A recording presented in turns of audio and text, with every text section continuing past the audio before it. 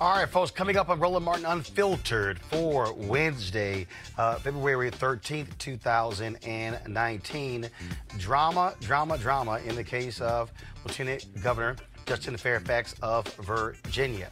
Of course, the DA there in Suffolk County in Boston, he has said that he is willing to pursue the case against Fairfax if Dr. Vanessa Tyson actually files a complaint. We'll tell you the details of that particular story. Also, Tyson spoke at Stanford about the need to believe all victims of sexual assault, not just the rich, those who are white and educated. We have it for you. Also, Congresswoman Ilhan Omar of Minnesota, a Muslim woman, has been subject to savage attacks from Donald Trump, Mike Pence, and the right-wing media for a tweet they call anti-Semitic. Now, she apologized that the Democrats came down on her, but that is not enough for Republican hypocrites. Steve King, how about Donald Trump? Linda Sarsour of the Women's March, she will join us. Meanwhile, Congresswoman Omar just crushed a Republican foreign policy advisor at a congressional hearing. This is the big reason they're attacking her, but also don't expect mainstream media to focus on this. They'll focus on her tweets. Also, we have an update on the missing Columbus, Ohio activist Amber Evans. And also, folks, right-wing media are trying to fact-check California Senator Kamala Harris for saying she listened to Tupac and Biggie while smoking weed during college. Well, that's actually not what she said. It's amazing what happens when you actively listen. Also, the NAACP image nominations are out, and we will announce those and tell you who came away some of the big winners. It's time to bring the funk on Roland Martin Unfiltered. Let's go. He's got it. Whatever the biz, he's on it. Whatever it is, he's got the scoop, the fact, the find. And when it breaks, he's right on time and it's rolling. Best believe he's knowing. Putting it down from sports to news to politics. With entertainment just for kicks, he's rolling. It's on go, roll, y'all. It's Roland Martin, yeah. Rolling with Roland now. He's funk, he's fresh, he's real, the best, you know he's Roland Martin now.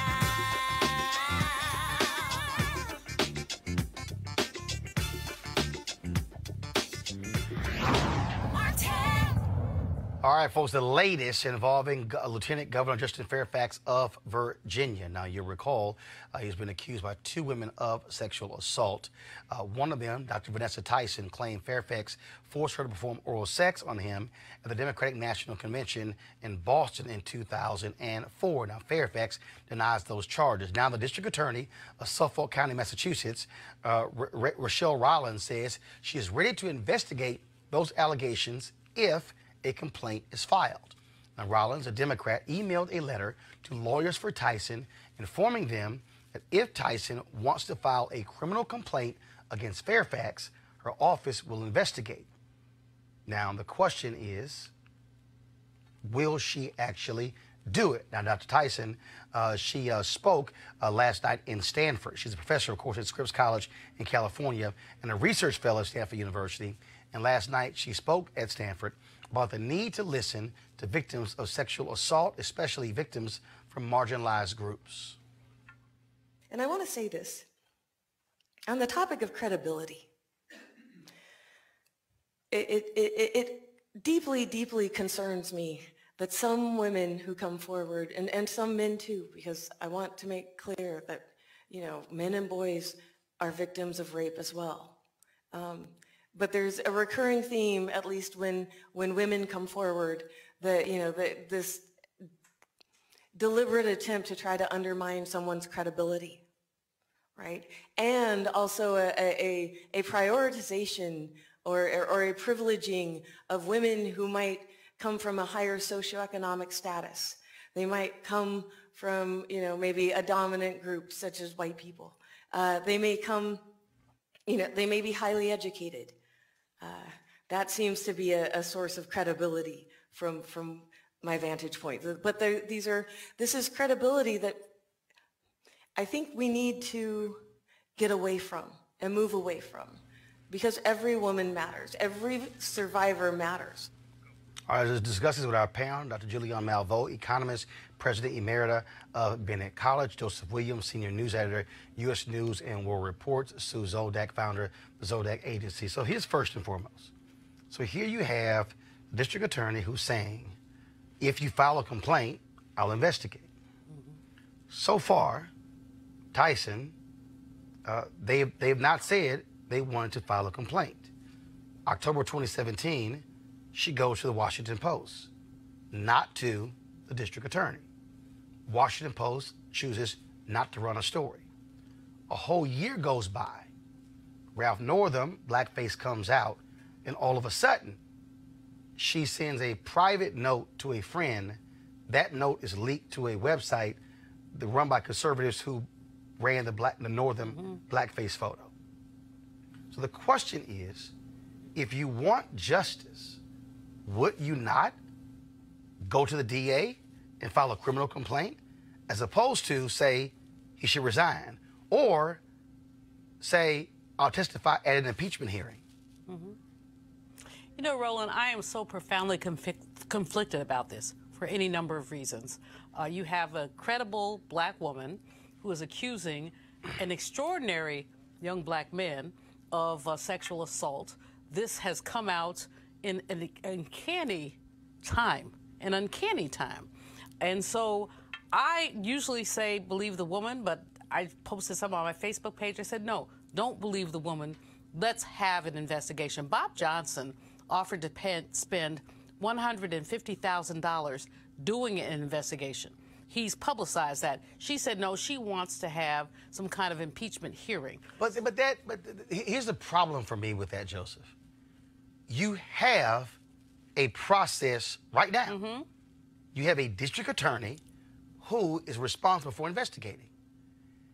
That doesn't require the Virginia Democrats to launch an impeachment hearing. It doesn't require anything else. If the complaint is filed, she says, I will investigate. If you want an investigation, now here's a piece. Fairfax can't call on the DA to do it. It has to be a complaint from Tyson. That's exactly well, he's calling the FBI, but the reality is they have no jurisdiction. So if you say, believe me, and I'm credible, why not take the DA up? Well, and that's I guess that's part of the problem, is that we have a real disconnect between what she says she wants, which is justice, and what's actually happening.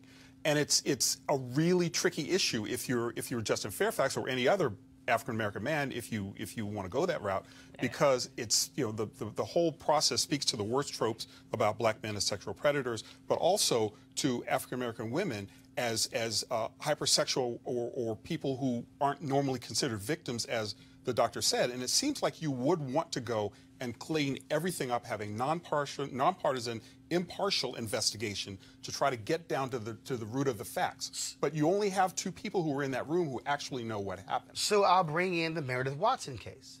Same thing. Happens in North Carolina. She sends a letter. Her lawyer sends a letter to Fairfax lawyers. If you resign by this time, we won't go public. Then they go public.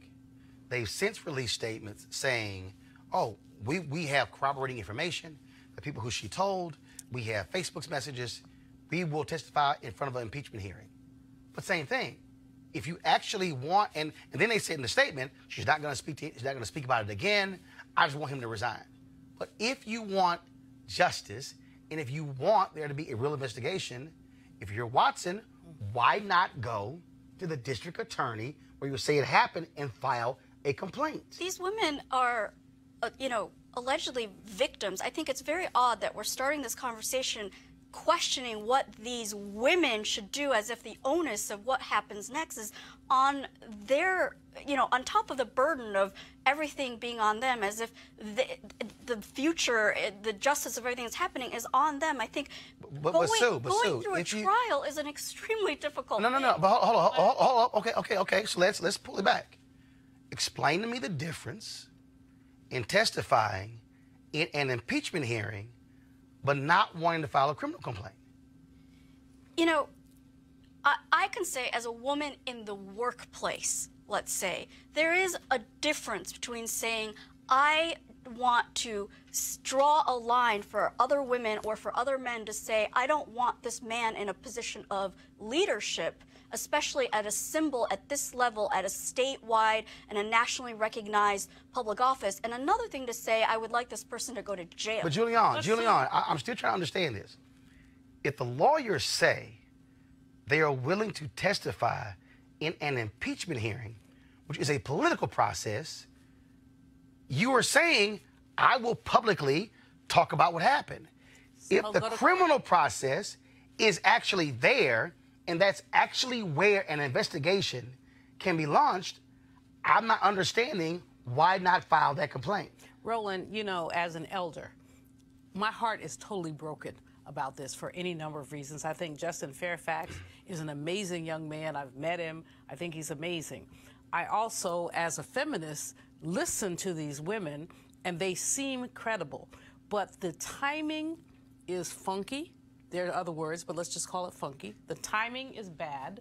And the other thing that's bad is, as you say, you don't have to go to the statute of limitations is not over in Suffolk County, Boston. So you could still go to Suffolk County and file a complaint. I do think that the statute is up in North Carolina. Don't know, but I got you. But I think it is. But at the same time, now Duke University is investigating because Ms. Watson's complaints may not be corroborated. Watson said that she went to a dean at Duke to allege that a Duke basketball player raped her. They said they were not familiar with that. They launched an investigation. They're looking into it. They're looking into it. And as a former college president, what I would say is that these things are not swept under the rug. I mean, they're not swept under the rug. So I really want to see an investigation. I commend Bob Johnson for saying, let me put some money on the table for an independent investigator. And I'm just really, like I said, I'm just heartbroken. I just think, again, I totally understand your point, Sue, about not wanting someone to really relive trauma.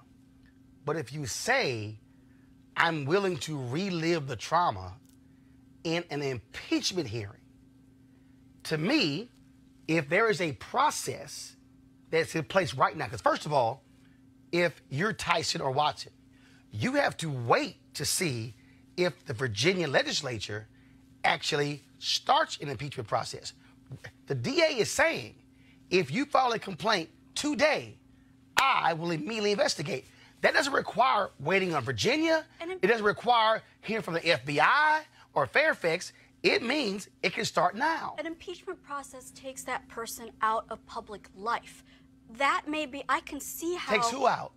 Well, but also... Well, Fairfax, if they try to impeach... Fairfax okay, but if you file a criminal complaint and they substantiate it, hell, he gonna take him out of public life. Well, but I also think the impeachment process is a little specious at this point, not the least of which, according to what I've read about the Constitution, these were not high crimes or misdemeanors committed while he was in a position of power. Correct. And that, I think, is a bit tricky when you start talking about anybody testifying. This is all I'm saying. If you want an investigation, if you say... I don't think these women want that at either of those. No. What do you think they want? If we're going to sit here and interpret these women... No. I'm sorry. I'm not interpreting. I'm reading exactly what their lawyers have said. Well, and also... The lawyer from Meredith Watson released a statement where she said, my client and Tyson are prepared to testify at an impeachment hearing.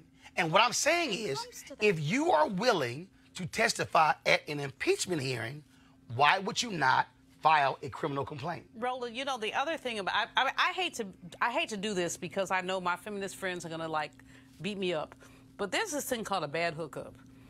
You know, there's just a thing called I am really trying to struggle with two very divergent stories. They both were in the same room. He says consensual sex. They say non-consensual sex. It's been what, at least 15 years. Yeah, 2000, summer 2004. Where they both have come forward. And while I don't want to dismiss any woman, I also don't want to dismiss any man. Right. Here's the deal. I'm not dismissing her or him. What I am saying that if an allegation is alleged and you say, this happened to me and I want justice, if the statute of limitations hasn't run out and a DA is saying, I am ready to investigate. That means if you're Dr. Tyson, you don't have to wait on anybody.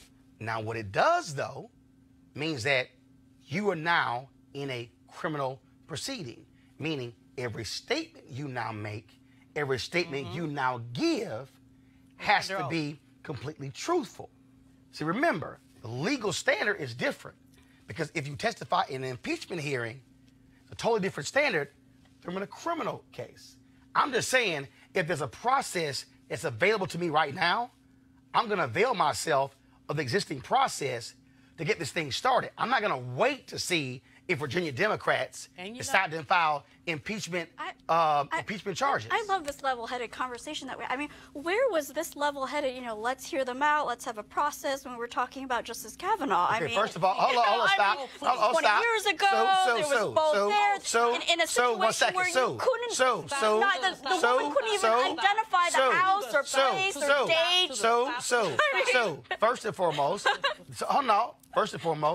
this show launched in September. What did this show say?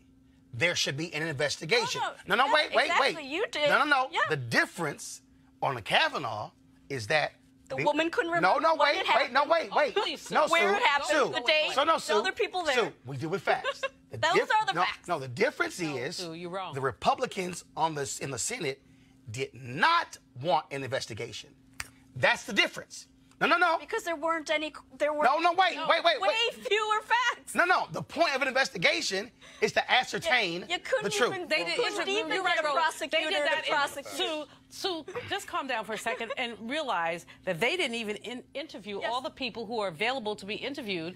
They did not interview the FBI. The FBI who stepped forward and said they did not interview everybody who was available. But here's Roland. The bottom line for me is this: I have little girls, as you know, my students. I have little boys, my godchildren, my nephews. I want to hear both sides. I don't want my nephew or my godchild to be railroaded behind some BS. And we have to, while we believe the women, we also have to hear the men. And that's the issue here. And that's why, if you have an investigation, Justin Fairfax, his life is over. His law firm has put him on suspension.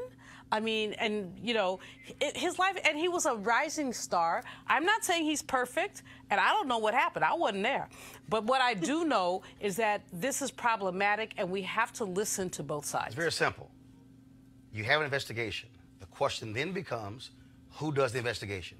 For a week, I have been saying on this show, is it going to be Boston? Is it going to be North Carolina? Is it going to be the FBI? The FBI actually doesn't have jurisdiction. Statute of limitations, if they run out of North Carolina, run out. Here you have a district attorney in Suffolk County saying, if a complaint is filed, I'm ready to investigate. The question now is, will Dr. Tyson and her lawyers file that complaint? And if they don't file that complaint, you have to ask why. And then you have Bob Johnson, who said... Well, but that's here's the deal. The reason Bob's offer is irrelevant to me is because he's saying independent investigation. The DA can do an independent investigation. The DA has all of the mechanisms in place. A law firm doing something independent, I don't have to cooperate with you. Okay. But if the DA subpoenas me, I gotta talk to you. That's why I'm saying that this is the process that is sitting right before us. The question is, will they actually file the complaint? And all I'm saying is, if they don't file the complaint, but they say, I will testify in an impeachment hearing, it raises a lot of other questions because I'm willing to testify over here, but not over here. Yeah. Why? So we'll see exactly what happens. Let's talk about what happened in Miami, folks. 4 former Miami firefighters are facing criminal charges for defacing the family photographs of a fellow firefighter. There was a noose placed near the photos, but they're not being charged for that, as the Miami-Dade State's Attorney's Office cannot nail down who placed the noose. Now, the 4 have already lost their jobs over the incident in 2017, will be charged with criminal mischief. Lieutenant Robert Webster discovered a hangman's noose and sexual images drawn on his family photos. Joining us right now is the head of the NAACP, Ruben Roberts, the president of Miami-Dade NAACP. Ruben, when we talk about this case here, the firefighters lost their job. What do you make of, again, these attacks on this firefighter and this news? Well, I think it's a very tragic event. For those of us who are from the African-American community, we understand what a noose means. And we understand that it's been used as a terroristic tool to really keep black people in their place or put fear in black people. And so this thing that those firefighters, and it was 6, by the way, that were ultimately fired, and 4 that were ultimately charged. And this event was something that, I couldn't even imagine if I had faced come into my office or my room and see these drawings that are on my family photos. To me, it's a threat. You're drawing these sexually explicit images on your wife and your children's photos. It's just, to me, is unconscionable for anyone to do something like that. There's nothing about that rings horseplay. It's something more sinister. And not only that, the fact that you have prosecutors who are moving forward. A lot of these cases before, they fire folks and they say that's it. But for them to say fired 2 years ago, we're still going to prosecute, is still significant. Well, the reason why they're prosecuting is because we got involved. The Miami-Dade branch of the NAACP, our legal redress team, and myself, we got involved. We contacted Webster when we found out about the incident, and to follow up with it. The story ran a little bit late. When I followed up with them, I found out that the case had been closed. So I reached out to our state attorney, and I said, "Listen, this is very troubling. Is there something that these firefighters can be charged with?" And subsequently, the case was reopened. They assigned a new ASA, and they found areas that they can charge the firefighters. In fact, one of the firefighters has a felony charge, so that will definitely eliminate him from being a firefighter in the future at the Miami-Dade, at the City of Miami Fire Department, because of the felony charge. But there's something more I want you to follow up with, Roland. These firefighters are actually in arbitration to try to get their jobs back. Mm-hmm. So it happens all of the time. Yep, you see it with police, you see it with the fire, and there's a certain protection that they have. It seems like it's a professional courtesy or what have you. And so we're going to continue to fight this fight to make sure that these firefighters are not reinstated. I don't want anyone coming out as a paramedic or a firefighter to protect me or save me. I don't feel comfortable. I don't feel safe. If they feel that they can put a noose or if they can draw sexually explicit photos on my family's photographs. And so to me, these folks should not be in the business of public safety. All right, then, Ruben Roberts, I appreciate it. First of all, congratulations. Great job on this. And we'll be following this story throughout. Thank you. All right, folks, let's talk now about Congresswoman Ilhan Omar, a Democrat from Minnesota, one of 2 new members of the House of Representatives, and one of the first 2 female Muslim members of Congress. Now, it's very interesting what's been going on here. It's not surprising that her views given Israel by most politicians, Democrats and Republicans. Now, note I said Israel and not Jewish people. However, there's a tendency to equate criticism of Israel with anti-Semitism. They're not the same. However, when Congressman Omar put out this tweet, it's all about the Benjamins, baby, commenting on this tweet from journalist Glenn Greenwald. Okay, this is the tweet. GOP leader Kevin McCarthy threatens punishment for Ilhan, MN, and Rashida Tlaib over their criticisms of Israel. It's stunning how much time U.S. political leaders spend defending a foreign nation, even if it means attacking free speech rights of Americans. So she tweets, it's all about the Benjamins. Huge uproar. Folks begin to condemn her, saying she's playing into this whole view that Jews control politics because of money. Now, remember, all about the Benjamins. Critics say it was anti-Semitic, play into anti-Semitic tropes about Jews and money. Now, Congressman Omar issued what she described as an unequivocal apology. This came after, though, after the Democratic leadership blasted her for the tweets. She wrote, "Listening and learning, but standing strong. Anti-Semitism is real, and I am grateful for Jewish allies and colleagues who are educating me on the painful history of anti-Semitic tropes. My intention is never to offend my constituents or Jewish Americans as a whole. I unequivocally apologize.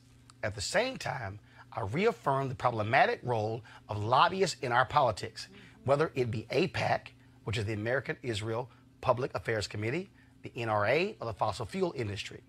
It's gone on too long, and we must be willing to address it." Now, for Republicans, they obviously want to distract from all the drama with Trump and his wall. They continue to attack her. Trump now says she should resign from Congress. Yeah, the same guy who said there were fine people on both sides of Charlottesville. The white supremacists have screamed at the rally, "Jews will not replace us." And Mercedes Schlapp of the White House Communications Shop had trouble explaining Trump's position on CNN. The president similarly called for the resignation of Congressman Steve King, who, as you know, defended in public comments white nationalism. Will he call for his resignation? Yeah, I have to say that Congresswoman Omar's comments are horrific. I mean, the mere fact that we know that anti-Semitism has no place in Congress, the mere fact that she's attacked the Jewish people, that she's attacked the state of Israel, that then she goes and has a continual pattern of this is very disturbing. And it is why he called for not only her resignation, but for resigning from the Foreign Affairs Committee. You know, the president was critical of Steve King. He applauded Congress when they took action to strip him from his committee position. And in essence, we don't have, there's no room for anti-Semitism. There is no room for white nationalism remarks coming from any of these members of Congress. Fair enough, but then why not hold Steve King to the same standard? I mean, he's repeated, Look, we were very tough on Steve Nazi King. comments, retweeted them. He's talked about white nationalism. But when you look at Congresswoman Omar and her comments, I mean, they're appalling. Now, this was interesting. Vice President Mike Pence also wants her to be punished. It is the same guy who said that he was proud to serve in the House with white nationalist Congressman, Republican Steve King of Iowa. And House Minority Leader Kevin McCarthy is one of her harshest critics, but he tweeted this during the midterm campaign. "We cannot allow Soros, Steyer, and Bloomberg to buy this election. Get out and vote Republican November 6th, hashtag MAGA. Bloomberg, Soros, and Steyer are all Jewish." I'm not quite sure I understand the difference between the McCarthy and Omar tweets. Joining us right now is Women's March organizer Linda Sarsour. So, Linda, it was interesting here.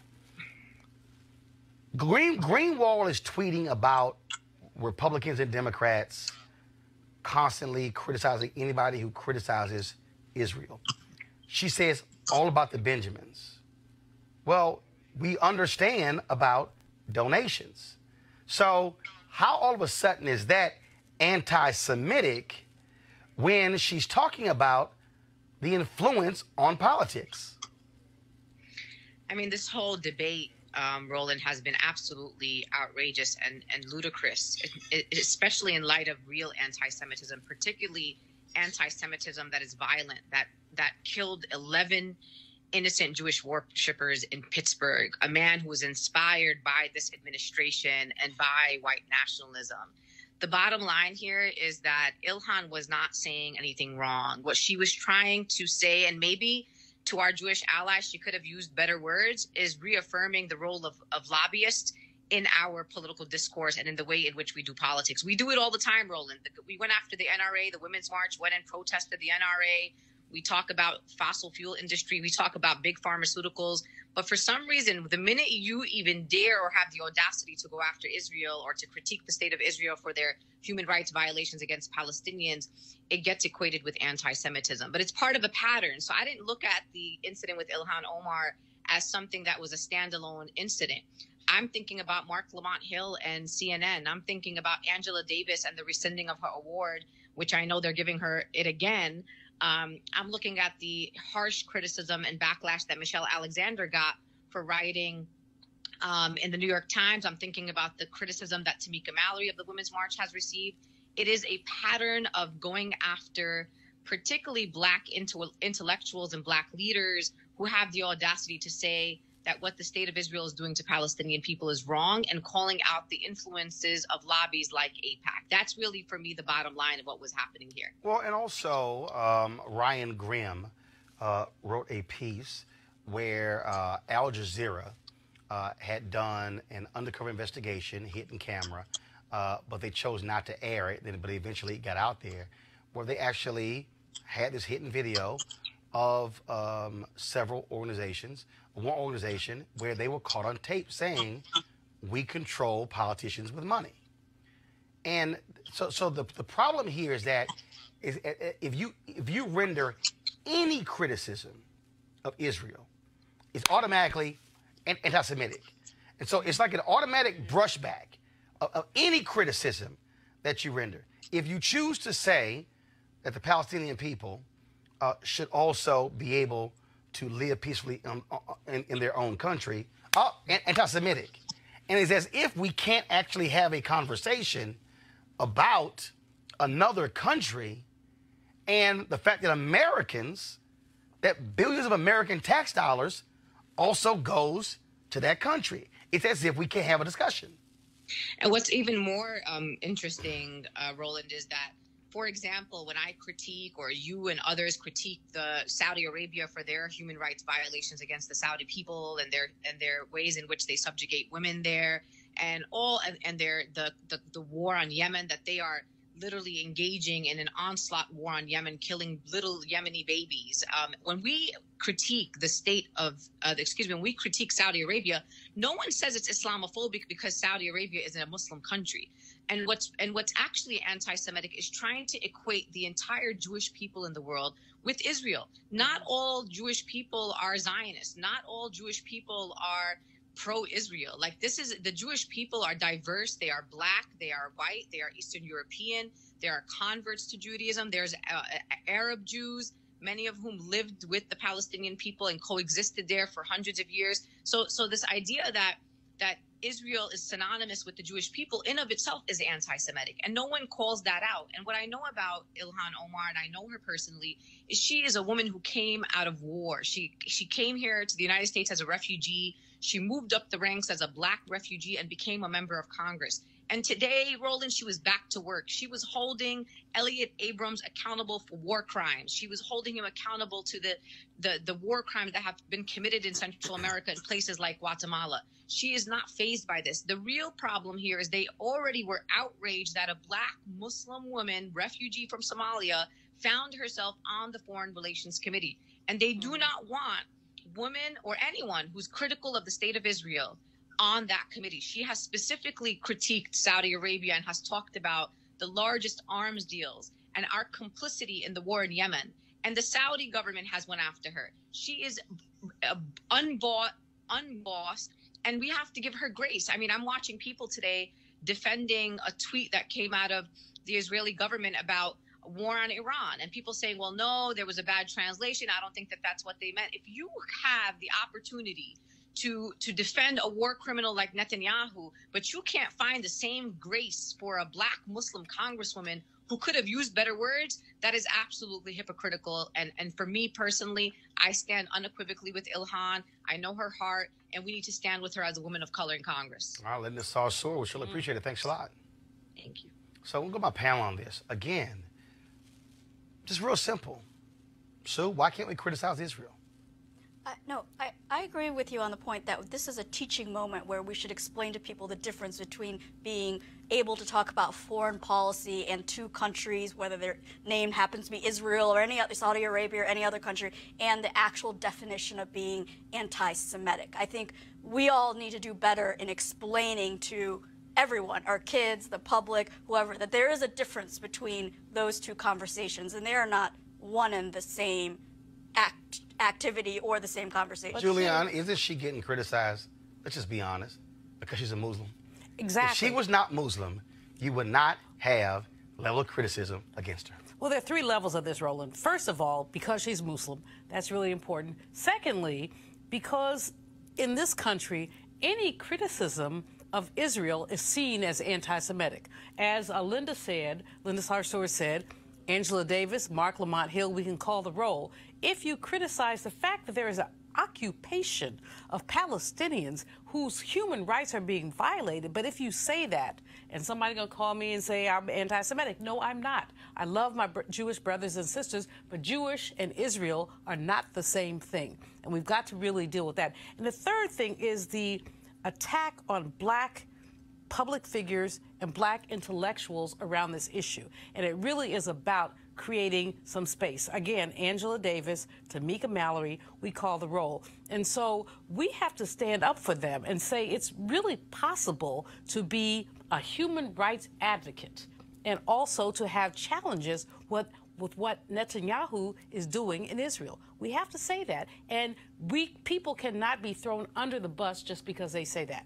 And therein lies the problem. Joseph, we want to talk about, again, when you talk about the reality with Israel, we have to deal with, historically, we discussed it on this show, Israel sold arms to the racist apartheid regime in South Africa. Those are facts. Yeah, absolutely. I mean, and I think that also this runs along a continuum, right? I mean, black woman, Muslim, Israel has done some things that and I guess when I'm talking about the continuum, I mean like the liberal wing of the Democratic Party or the establishment wing of the Democratic Party almost is just as much involved in this or invested in defense of Israel as the Republicans are.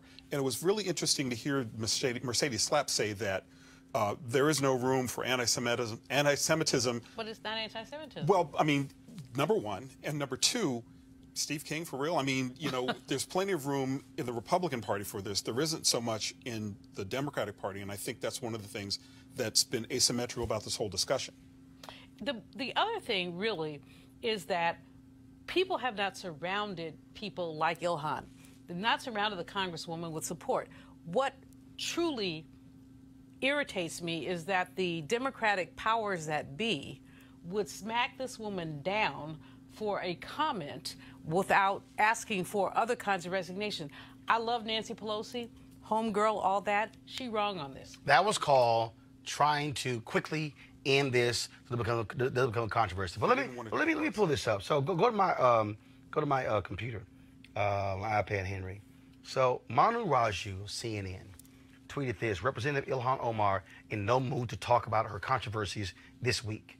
First, she said no, thank you, when asked to comment on Trump saying she should resign. Second time I saw her, she yelled, "Are you serious?" when I tried to question her. Now, others have said she wasn't yelling. But again, when you put this out, that she yelled, she snapped. And a black woman. She snapped. And she said, I've already addressed it. And she's moving on. But again, this is sort of, you know, what they focus on, as opposed to also what she actually does. And so this happened today. Elliot Abrams, of course, the man who was convicted to lying to Congress in the Iran-Contra scandal, has been appointed to a new position. Now, today, Congressman Omar began to question him on some various issues. I'm going to play for you what took place on Capitol Hill. They're not going to be talking about when it comes to Representative Omar. Thank you. Ms. Omar. Thank you, Chairman. Thank you all for being here, and thank you for your testimonies. Mr. Adams, in 1991, you pleaded guilty to 2 counts of withholding information from Congress regarding your involvement in the Iran-Contra affair, for which you were later pardoned by President George H.W. Bush. I fail to understand why members of this committee or the American people should find any testimony that you give today to be truthful. If I can respond to that. It wasn't a question. That was not a question. I reserve the right to my time. It is not right. That was not a question. Committee can attack on February 8th, who is not permitted to reply. That was not a question. Thank you for your participation. On February 8th, 1982, you testified before the Senate Foreign Relations Committee about U.S. policy in El Salvador. In that hearing, you dismissed as communist propaganda report about the massacre of El Mozote, in which more than 800 civilians, including children as young as 2 years old, were brutally murdered by U.S. trained troops. During that massacre, some of those troops bragged about raping a 12-year-old girl before they killed them. Girls before they killed them. You later said that the U.S. policy in El Salvador was a fabulous achievement. Yes or no, do you still think so? From the day that President Duarte was elected in a free election to this day, El Salvador has been a democracy. That's a fabulous achievement. Yes or no, do you think that massacre was a fabulous achievement that happened under our watch? That is a ridiculous question, and I yes or no? No. I will take that as a yes. I am not going to respond to that kind of personal attack, which is not a question. Yes or no, would you support an armed faction within Venezuela that engages in war crimes, crimes against humanity or genocide, if you believe they were serving U.S. interest, as you did in Guatemala, El Salvador, and Nicaragua? I am not going to respond to that question. I'm sorry. I don't think this entire line of questioning is meant to be real questions, and so I will not reply. Whether under your watch, a genocide will take place, and you will look the other way because American interests were being upheld, is a fair question, because the American people want to know that anytime we engage a country, that we think about what our actions could be and how we believe our values are being furthered. That is my question. Will you make sure that human rights are not violated and that we uphold international and human rights? I suppose there is a question in there, and the answer is that the entire thrust of American policy in Venezuela is to support the Venezuelan people's effort to restore democracy to their country. That's our policy. I don't think anybody disputes that. The question I had for you is that does the interest of the United States include protecting human rights and include protecting people against genocide? That is always the position of the United States. Thank you. I yield back my time. Joseph, a few times you about to come out your chair as Abrams responded. Well, the arrogance is just breathtaking. I mean, you know, I was thinking, number one, he doesn't really like being questioned by a woman who looks like her. Number two, he has a record, a record in which this stuff is clearly established, that this is a very legitimate line of questioning. And number three, you have a woman who is a war refugee who you are disrespecting in front of the entire Congress. It's ludicrous. It's absolutely ludicrous. And I think that Abrams, if he has a shred of integrity, will take himself off for just that line of questioning alone. So the reality is he lied to Congress in the Iran-Contra scandal. What she hit him with, he actually did. He turned his back on human rights atrocities in those countries. It is undeniable. And to now go, I'm not even going to answer that question. I don't even see how that's even relevant. Yes. What she is saying is, why are we going to send you to Venezuela when you have a track record of turning your back on human rights abuses? Doing the right thing. That's kind of fair to me. No, I think her line of questioning is fair. I'm confused, though, whether you're tying this with whether or not she should have been censured or / punished for obnoxious kind of childish tweeting. No, hold on. Okay. Hold on, stop. I just want to be sure we're changing topics. No, first of all, of course of course I changed topics. Okay, I just played a 4.5 minute I just played a 4.5 minute soundbite. I get it. I'm asking you. At the beginning, you said, well, the whole thing is a conspiracy to get her No, off this that's committee. that's not what I said. No, that's not what I said. Go back to tape. Sue, You said Sue, the right-wing media was wanting to cover this, Sue, cover up this is what I for her said. being No, taken Sue, off this committee. you're wrong. First of all, she's on the committee. Right. She has not been taken off. I get what it. I said is that media will be focusing on her tweets and not this exchange, which I'm about to play. Right. That's what I said. All right. I know exactly what I said. As long as we're clear. Oh, no. I'm very clear. As long as I'm never unclear. You know, the fact is that this man was so profoundly disrespectful of a member of Congress. That's what we have to deal with. She is a member of Congress. She was duly elected by her constituents. Whatever she tweeted is immaterial. She apologized for whatever. I would not have apologized, but that's another story. But here's the point. She is asking legitimate questions about Abrams' track record. And he basically dissed her.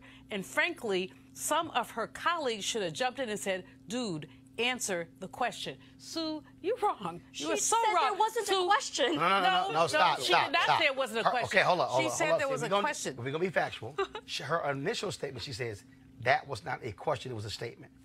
Later, she asked him specifically and said yes or no on 2 different occasions. Then she asked additional questions. Go. But Roland, the other thing is that he interrupted her and said that was not a question. She said, I haven't gotten to my question yet. Yes. That's what I'm talking about in terms of profound disrespect. It is customary in Congress for members to bloviate before they go to the question. We've seen it I don't know how many times. You make your statement, then you ask a question. He did not give her the basic respect of allowing her to ask her question. He used white male privilege to essentially attempt to eviscerate her comment, her statement, and her presence, and that's just wrong. Well, first of all, the fact that Donald Trump would even, out of all the people out here in this world, that he would decide to appoint somebody yes. who admitted, was convicted of lying to Congress, and it required a pardon.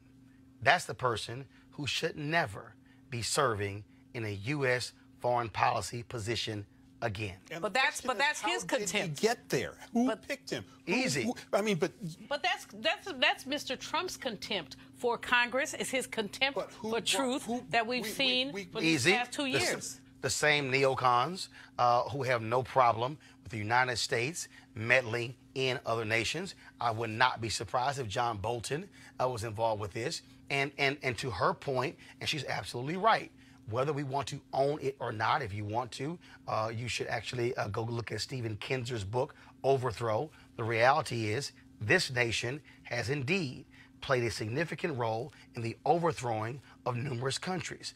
The reason the Congo today is still struggling with democracy is because this country, shortly after it gained its independence from Belgium, was responsible for the death of Patrice Lumumba, because we did not want him buying guns from the Russians, but we didn't want to sell them guns because they said we must protect our country. This nation, we know damn well what happened with Allende in Chile. We put Pinochet in control. We know exactly what happened with the Sandinistas. We know exactly we cannot deny the reality that America has overthrown other nations, and we say it for our interest, and we didn't give a damn about the people in those countries. Well, not to mention the fact that the President of the United States has said on multiple occasions military options are on the table in Venezuela. And let's just use a Venezuela also has some U.S. mischief was involved in Venezuela. Three-letter word, oil. Period. Three-letter word, oil. That's so, all. I mean, again, all I'm saying is this here. She's a member of Congress, and she had the right to question him, and it was his arrogance. Yes. His absolute arrogance and unwilling and to say, I'm not going to answer that question. And that, to me, is where the chair, the ranking Democrat, who was the chair, should have said, sir, when you are asked a question by a member of Congress, you will answer the question.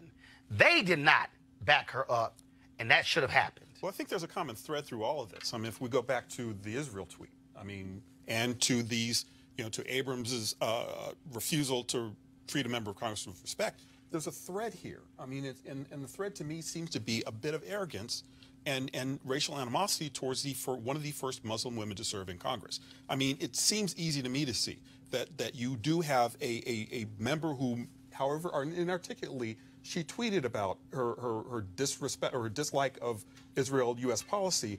She was roundly censured, and yet there's still more pile-on. Well, hold on, stop. She's Muslim, one second, or is it her age, stop. though? First, Wait a minute. Hold on, stop. First, no, she wasn't censured. Well, not censured. You're wasn't absolutely censured. right. That's Right. an actual process. That is correct. They criticized her, and they made her apologize. Insisted that she apologize. Right, but she was. No, what'd you say? I said, is it that she's Muslim or is it her age? Hell no, she's Muslim. Hell no. It It ain't got nothing to do with her age. Does any of that But- matter, but- quite frankly? But I it mean, doesn't matter, but I'm she's saying the elected phrasing, member. the tweet, the reference to the Benjamins, it's a millennium. I mean, it's elected. She's elected. Duly elected. She's I talking agree. about- I'm not She's saying. talking about whether or not the- I'm just saying, is or the disrespect 85, coming she was towards duly her because elected. she's young? Okay, We have to accept the fact that she was duly I elected. don't give a damn how All young about- she is. All about the I'm not saying Benjamin. I- No, but that's all about I'm the just saying Benjamin. that is that a problem? they are it's disrespecting a her conversation. because she's a Muslim woman. Period. And They then- don't like having to face questions from her. And I don't care how young she is. I don't care how young Ocasio-Cortez she is. They got a pen. They were elected, and you give them the respect as a member of Congress. All right, folks, I got to go to a break. We come back. A little more Roland Martin Unfiltered. Hey, fam, I want you to like, share, and subscribe to our YouTube channel, youtube.com/Roland S. Martin. And don't forget to turn on your notifications. All right, folks, a word from one of our partners. Are you desperate for a good night's sleep? Man, I should have done this last night because I could not go to sleep. Then listen up. Studies show lack of sleep causes stress, irritability, weight gain, and even early death. But you already know how bad it is when you don't get enough sleep. And you try sleeping pills with their annoying and potentially dangerous side effects. Maybe you wasted money on the latest miracle pillow that promises a good night's sleep, but that's all BS. If you've done all of that, here's a solution. It's convenient, inexpensive, has zero side effects. So if you want to experience deep, restful sleep, starting tonight, visit www.sleepmusic.com. Now, this weird little known trick is already helping thousands of people around the world experience better sleep, deeper rest, and happier mornings. And with a full 90-day money-back satisfaction guarantee, what have you got to lose? All you got to do is visit sleepmusic.com to see how this amazing sleep solution can help you. And just use the promo code RADIO to get $10 off. Just go to www.sleepmusic.com and use the promo code RADIO to get $10 off. And so, trust me, I'll be trying that tonight because I didn't get much sleep last night. All right, folks. An update on the case of Amber Evans, the black female activist missing in Columbus, Ohio. Police say there's no evidence of foul play in the case of her disappearance. She's been missing now for 10 days. Folks, if you have any information about her, please call the Columbus, Ohio Police Department Missing Persons Unit at 614-645-4280. 614-645-4280. And we certainly want to find this sister. All right, folks, when the Wisconsin State Assembly went to pass their annual resolution honoring Black History Month, Colin Kaepernick's name came up. The Wisconsin Assembly Black Caucus wanted to honor, among others, Kaepernick, who was born in Milwaukee, Wisconsin. But the Republicans said, oh, no, you not. In the end, the Assembly voted on two separate resolutions, one with Kaepernick and one without. So that's petty. It's petty. Here's a guy from Wisconsin who led his team to the Super Bowl, okay? Starting quarterback. So, the flag, petty? I'm sorry. First of all, That's what you're saying. Well, That's he what didn't. you're No, he didn't. saying. Okay, hold on. He didn't disrespect the flag. He was kneeling in protest. That's your opinion. Protest, no, it is it's a fact. Protest, That's your He opinion. did not disrespect the flag. Disrespect is an opinion. It's not a fact. Disrespecting a flag is burning a Well, flag. guess what? okay, hold up. Let me also correct you on something. He initially was sitting. It was a former Special Forces military member who said, sitting is disrespect. It's better if you kneel. And he stood, wait a minute, and when he did kneel, that Special Forces person stood next to him with his hand on his shoulder. So now, wait a minute. Opinions. Excuse me? Those are two people's opinions. So wait, last I checked, can you protest in America? You can, but on the job, on television, Wait. I don't know. What does a protest, in your opinion, look like, though? I think He didn't it's something burn that the you do flag, on your Sue. private time. No, Sue, he did not burn the flag. Are you allowed to burn the flag? No, I don't believe That's you're a not. lie. The Supreme Court actually ruled that it is free speech to actually burn the flag. At no point did he step on the flag. He didn't piss on the flag.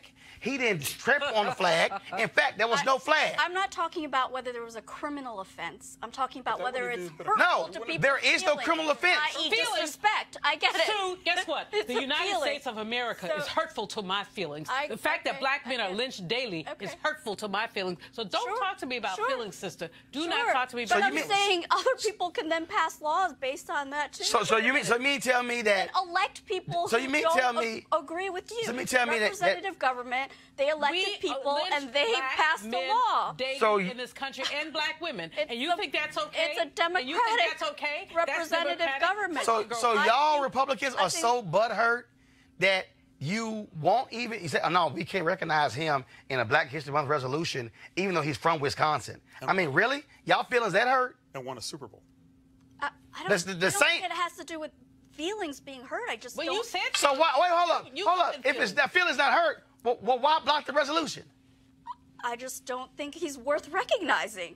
Neither, frankly, because you want to gain. Neither, frankly, is your president and half So of the stop. United States Hold Congress. on. So you say not recognizing. So is Muhammad Ali worth recognizing? All he did was box. I mean, Is Jackie Robinson worth recognizing? That's right. Hold up, Bill. One second. Bill O'Russell. He wasn't chosen to be recognized. Bill Russell. You don't even know that for sure. Hold up. Maybe they just didn't feel like his win or his football contributions were that great. But really? But guess what? But his really? contributions I'm to just civil rights. saying. That's hilarious. No.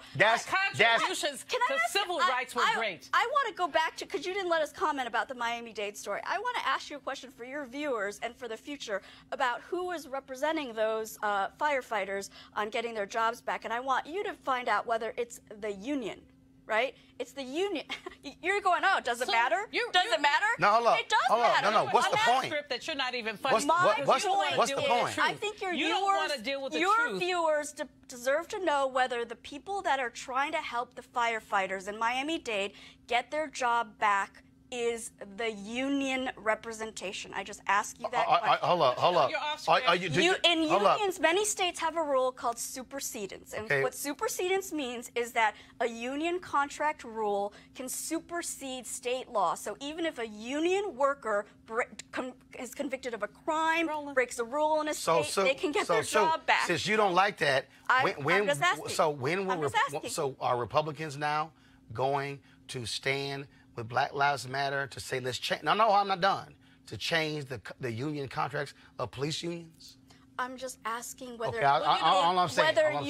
I'm just saying you should find out whether it's the union that's trying to get their job back. You know what? You out of order, out of line, and out of control. Out of order, out of line, and out of control. You have a question which Roland may answer one of these days, but here's the question I have for you. What's wrong with you? I mean, seriously. What's wrong with me? Yes. I mean, I live in a wonderful time where women... I'm talking, girlfriend. Colin Kaepernick deserves to be lifted up and honored. It's Black History Month, not only for his Super Bowl victories, but also for the many ways that he has advanced the civil rights movement. Why is that offensive to you? Why is it offensive for you to see? Well, you apparently, you said they said people's feelings are hurt. Well, you know what? Take your feelings and I'm not personally hurt by it. Bottom line is this here. Think it's that Let's just be real clear. Republicans in Wisconsin did not want to honor Colin Kaepernick because he chose to exercise his First Amendment rights. Period.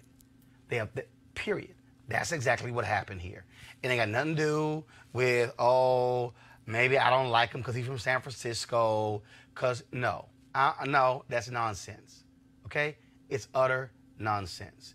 Because the bottom line is Republicans in America continue to be butthurt because Colin Kaepernick dared to protest. And that's why the NFL continues to whiteball Colin Kaepernick.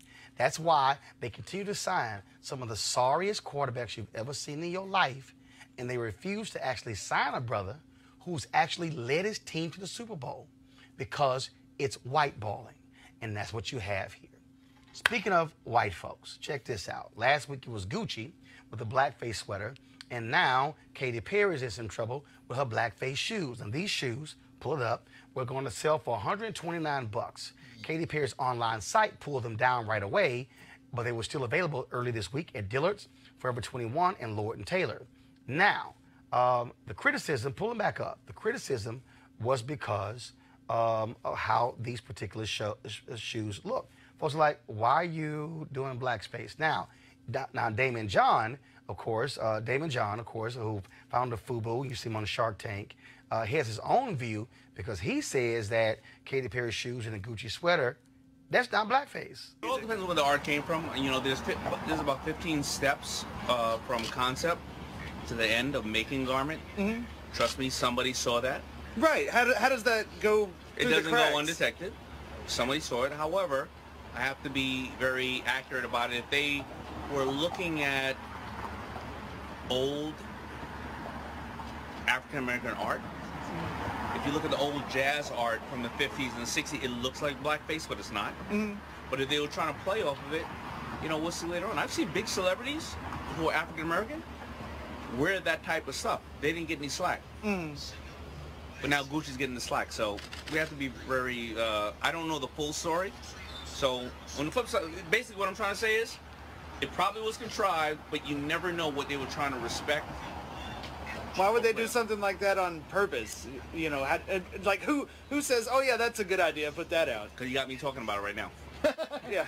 Oh, you think it's intentional, like for publicity stuff? I do think so. I think they're really smart. The reason why Gucci's been around so many years, you know, a hot fashion brand lasts 7 years, and they've been around for many more years than that. I think they know what they're doing. That's Katy Perry shoes. Come on. I can't listen to more of that bullshit. Okay, y'all. Damon John has no idea what the hell he's talking about. First of all, the most important phrase he said is, "I don't know all of the story." So how in the hell are you opining as to the motive behind the sweater? The Wall Street Journal did an article with this guy who owns Gucci. He said that they did not have people in their company who understand or had sensibilities of black folks, even though African Americans play a significant role in Gucci and the amount of money they make. He said in the article that we actually target the sensibilities of Asians. That's what he said. So all this, what Damon John just said, oh, they were looking at black art from the Renaissance and from the, y'all, that was all nonsense. Damon John, I respect what you've done, FUBU, everything else. But when you don't know what the hell you are talking about, don't make up some bullshit because a camera is in your face. All you got to say is, look, I really don't know how that sweater was made. I don't really know what the process was behind it. Hopefully, Gucci will look at their policies. And what your answer should have been. Y'all, we had about another minute, and I couldn't even stand hearing the rest of that nonsense because it was all BS. Now, speaking of nonsense, let me deal with another bullshit story. Okay, Senator Kamala Harris went on the Breakfast Club the other day, and she was asked this question by Charlemagne the God, and this is what she said. What does Kamala Harris listen to? What were you listening to when you was high? What was on? What song was it? Oh, my goodness. Oh, yeah, definitely Snoop. Tupac, for sure. What do you listen to now? Okay, I want y'all to find the full clip because first she was first asked, Okay, she was first asked, had you ever smoked weed? And somebody said, well, she said, yeah. And they're like, well, was it blunt? What was it? Okay. And she said, when I was in college. All right. That's what she said. Then you heard that question. Well, when you were high, what were you listening to? Then all of a sudden it blew up. Kamala Harris said when she smoked weed in college, she was listening to Tupac and Snoop Dogg. Now, the problem is, she said that was in 86. Well, they didn't come on the scene till 91 and 93. Okay. So all these folks like, Kamala Harris lied because she couldn't have been smoking weed to Tupac and Snoop. Now, let me again deconstruct. And if y'all can find the clip, please do so. The question was, when did you smoke weed? 1986. Then it was, well, what did you listen to when you were last high? Here's what I got from that. She might have smoked some weed in 86, but that wasn't the last time she smoked some weed. She might have smoked some weed. But here's the other deal. Do y'all understand the amount of time these fools are spending on her smoking weed and what she was listening to? Y'all, Fox News is literally trying to have an investigation. A whole bunch of y'all at Fox News should be smoking some weed today because y'all lost y'all mind. And the reason to me this is about the dumbest damn conversation I've had in my life is because I don't give a damn what you were listening to when you were smoking some weed. I ain't never smoked weed. I got no interest in smoking weed. Hell, my voice is messed up right now because I'm allergic to smoke. But the deal is, we got states right now that have legalized marijuana. I don't give a damn if she was smoking weed or what she listened to. The question is, what's your policy on legalizing marijuana? If you become president, are you going to enforce federal laws that actually is illegal when it comes to marijuana? That's policy. So the fact that these people are spending this much time on whether or not she was jamming Tupac or Snoop or Dr. Dre, or whether she was listening to Ready for the World or Freddie Jackson while she was high, is dumb as hell. It has nothing to do with policy. So folks, do me a favor. Don't fall for this okie doke. Let them fools run around, question whether or not she was listening to Tupac or Snoop. And it really don't matter. It's the policies. It's the same thing down in South Carolina. Oh my goodness. Senator Kirsten Gillibrand asked for a knife and fork to eat fried chicken. She never had fried chicken. I don't give a damn about how she ate some damn fried chicken. What's her policies for the folks in South Carolina? See, y'all, don't make the mistake. Because let me go ahead and say this. Because see, a whole bunch of black people did the same bullshit in 2016 over Hillary Clinton and the damn hot sauce. Because when Hillary Clinton went on the Breakfast Club and talked about hot sauce, oh, Hillary Clinton, she thinks she down because of hot sauce. But the same fools, and there were some black folks who were fools, couldn't do no damn research without realizing that stories were done on Hillary Clinton when she was first lady about her love for hot sauce. But it was construed as, oh, Hillary Clinton trying to get the black vote by having hot sauce. At the time, Beyonce had a song where she mentioned about hot sauce in the song. So all these fools, oh, there she go. She fronting, she trying to play black people when it was a lie. Literally, y'all, stories were done on Hillary Clinton. Y'all, literally 20 years earlier, talking about her love of hot sauce. But some black folks fell for this bullshit by saying, oh, she's trying to get the black vote. If you don't know how to use Google, shut the hell up. Okay? It's about tired of this nonsense. We are literally, let me go and say this. We are literally asking some of the most dumbass, asinine questions of black candidates that we would not be asking white candidates. I don't care about hot sauce.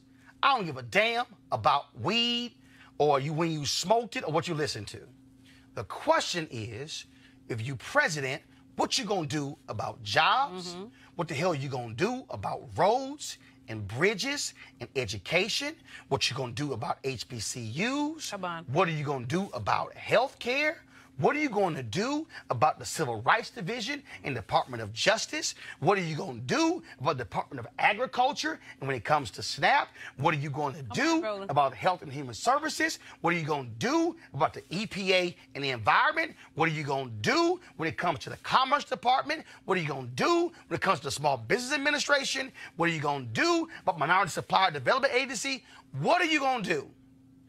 Do not let these crazy folks in media get y'all caught up in bullshit with Kamala Harris and Cory Booker, because if they not gonna ask white candidates the same damn questions, I'm not gonna play these games trivializing black politicians. And the last thing, for all y'all folks out here who running around talking about, is she black enough? Y'all can kiss my ass too. Because I'm sick of us having this stupid conversation about, well, where you from? What's your background? I don't really know. Do you know how many of y'all were asking Eric Holder that? Where's his family from? Barbados.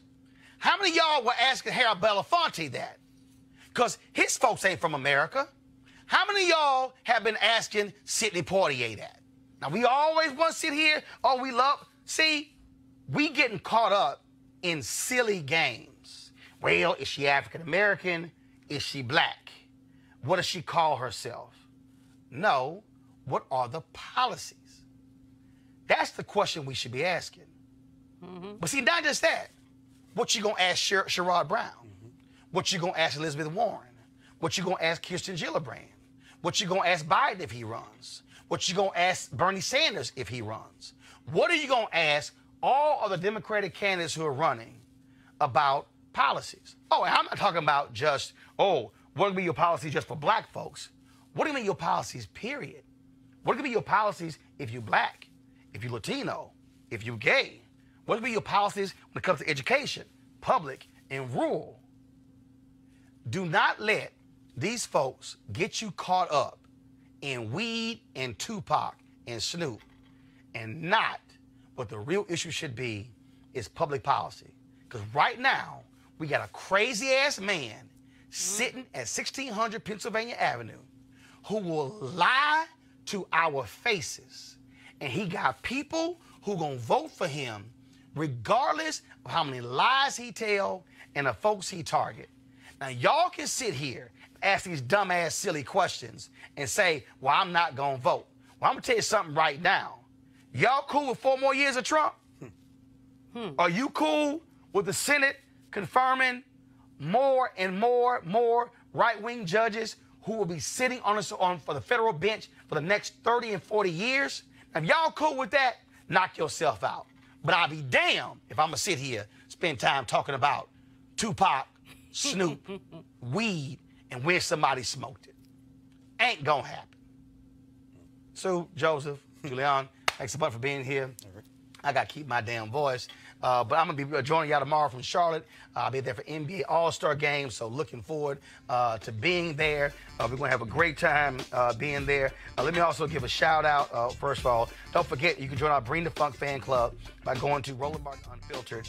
Every single dollar. Let me be real clear, y'all. This is an independent show. Okay, we got some sponsors, but the reality is your dollars will actually funds this show. And so we need you to go to RolandMartinUnfiltered.com to actually join us. And so we appreciate it if you join our fan club. You can give via Cash App, PayPal. You can give via Square as well as all there. So we want you to support our show as best that you can. And so we're asking for an average of $50 from our fans for a whole year, not every month. Now, some people have actually given per month. That's great, but it's all up to you in terms of what you want to give. Also, a shout out. Here we go to my iPad. Shout out to my wife, Jackie Hood Martin. Today is her 54th birthday. And so y'all send her a note on Twitter, J Hood Martin, also on Instagram. Tell her happy birthday. So again, luckily, last point.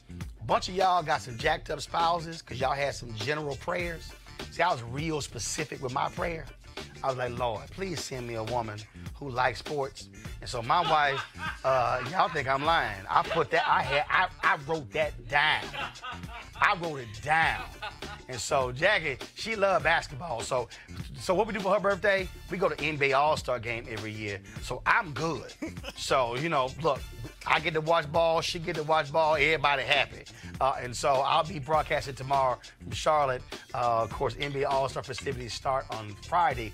We'll be there tomorrow for Valentine's Day. And so, again, I appreciate that. So y'all send her a birthday greeting. I got to go. Don't forget, folks, this show is about our issues, about the things that we talk about nobody else talks about. It's not about, I don't care what MSNBC, CNN, what the rest of them do. I really don't. What we do here is what we do. And that's why we need you to support this show. Go to RolandMartinUnfiltered.com. All right, I got to go. Holla!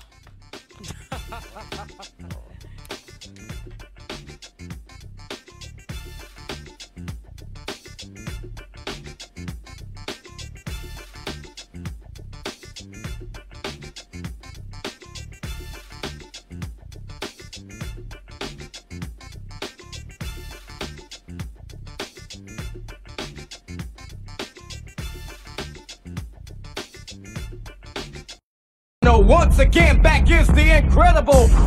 To stay woke, you got to kind of work. You got to work to be woke. When somebody knows about you more than you know yourself, that's volunteer slavery. If we don't connect to the diaspora, then we'll be slaves in the United States of America, because we have to be able to understand what's coming at us. Getting you ready to recognize what you can't see. It's a get down mental foxhole you getting into, and it learns you. Find out how we got backlash. You always got to keep it like this. This is not a millennial accident. They made the gadgets God. Me as a culturalist and a historian and a musicologist says all this counts. But this is a time where you have to stock as many people up as possible to challenge the information. I think you got to understand who's on the school board, who voted for the judge that's going to lock your ass up. After the vote, now the game is on. Voting is about like washing your tail in the morning. You ain't got to do it, but don't go around saying something stink.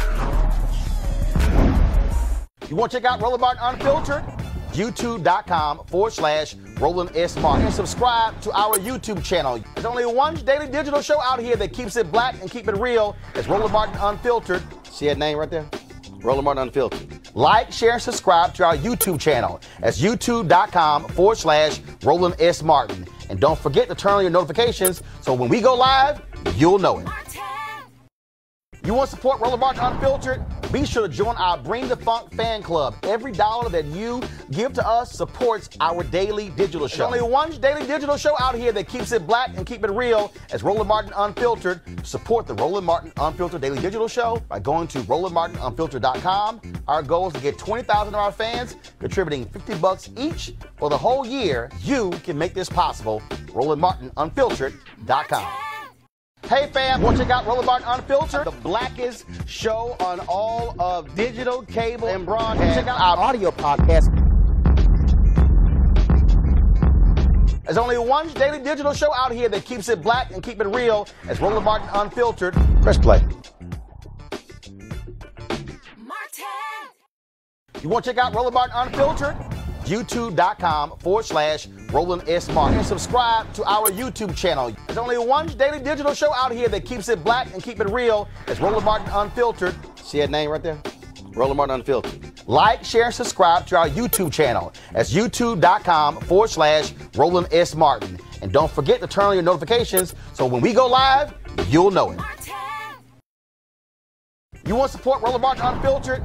Be sure to join our Bring the Funk fan club. Every dollar that you give to us supports our daily digital show. There's only one daily digital show out here that keeps it black and keep it real. It's Roland Martin Unfiltered. Support the Roland Martin Unfiltered daily digital show by going to RolandMartinUnfiltered.com. Our goal is to get 20,000 of our fans contributing $50 each for the whole year. You can make this possible. RolandMartinUnfiltered.com.